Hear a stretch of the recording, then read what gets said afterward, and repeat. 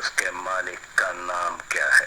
मुझे कुछ नहीं मालूम सर। जिस डायलॉग को आपने अभी अभी सुना, ये उस आइकॉनिक फिल्म का डायलॉग है जिसकी वजह से आज बॉलीवुड में कोई ये कहने वाला है, और उनकी बेटी भी हैं जो कि कहते हैं या कहती हैं खामोश।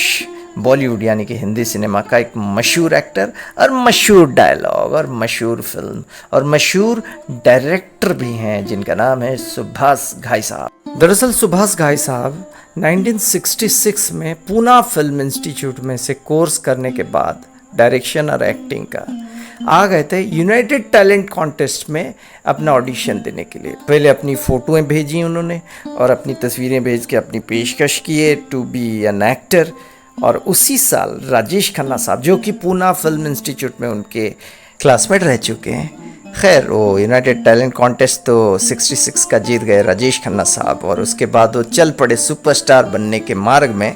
लेकिन सुभाष घाई साहब डायरेक्टर बनने की फिर सोच लिया और उन्होंने डायरेक्शन में अपनी किस्मत आजमाई और असिस्टेंट बन गए। असिस्टेंट डायरेक्टर बनते बनते डायरेक्शन का काम पूरा जो है पुख्ता तरीके से उन्होंने सीख लिया, और 70 के दशक में जैसे ही उन्होंने पदार्पण किया, उन्होंने सोचा कि अब मैं इंडिपेंडेंट फिल्म बनाऊंगा, और वैसे ही उन्होंने सोचा कि मैं एक फिल्म बनाऊंगा, और वो एक फिल्म की प्लानिंग कर रहे थे जिस फिल्म का नाम है आइकॉनिक कालीचरण। और उसके एक्टर आप जानते ही हैं, टाइटल में पढ़ ही लिया ना शत्रुघ्न सिन्हा साहब। लेकिन शत्रुघ्न सिन्हा साहब उसके पहले चॉइस नहीं थे।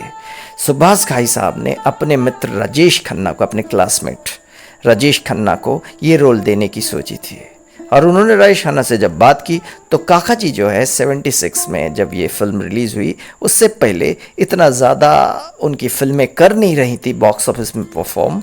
तो उन्होंने कहा देखो भाई सुभाष, ये रोल किसी और को तुम दे दो, मैं ये फिल्म नहीं करूँगा।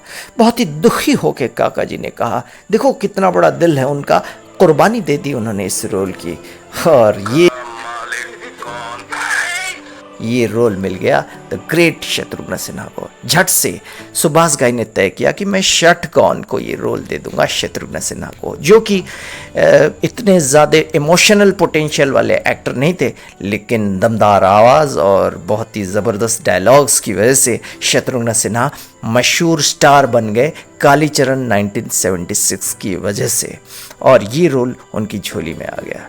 लेकिन एक बहुत बड़ी समस्या थी फिल्म की शूटिंग के दौरान, और वो समस्या ये है कि रीना रॉय और शत्रुघ्न सिन्हा की जो मोहब्बत की कहानियां हैं वो अपने पर्वत के शिखर पर थीं, और उसकी वजह से कभी वो दोनों टाइम पे सेट पे आते नहीं थे।